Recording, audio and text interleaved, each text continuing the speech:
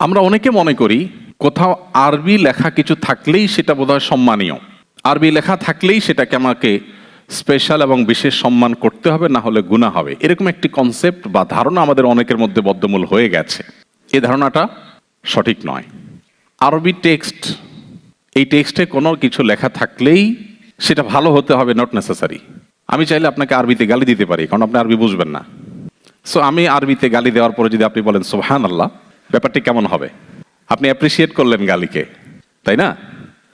আরবিতে হলেই যে সেটা ভালো হয়ে যাবে এমন কোনো কথা নেই। আবু জাহাল যখন আমাদের প্রিয় নবী সাল্লাল্লাহু আলাইহি সাল্লামকে মন্দ কথা, কটু কথা বলেছিল, সেটা তো নিশ্চয়ই আরবিতেই বলেছিল।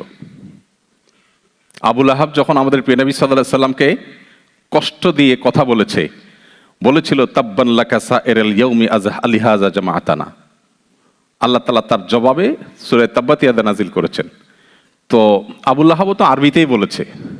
এখন এটা যদি আবু লাহাব কোনো কাগজে লিখে নবীজির কাছে চিরকুট আকারে দিতেন, তো আমরা নিশ্চয়ই ওই কাগজকে চুমু খেতাম না, নিশ্চয় আমরা সেই কাগজকে রেসপেক্ট করতাম না।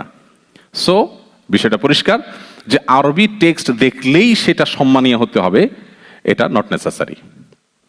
মূল বিষয়টা কি সেটা গুরুত্বপূর্ণ। ভালো কথা যদি ইংলিশেও লেখা থাকে, একজন মুসলিম হিসাবে আমাকে সেটা রেসপেক্ট করতে হবে, সেটাকে সম্মান করতে হবে। আর কটু কথা, খারাপ কথা যদি আরবিতেও লেখা হয়ে থাকে, সেটা আমার সম্মান পাওয়ার হকদার নয়।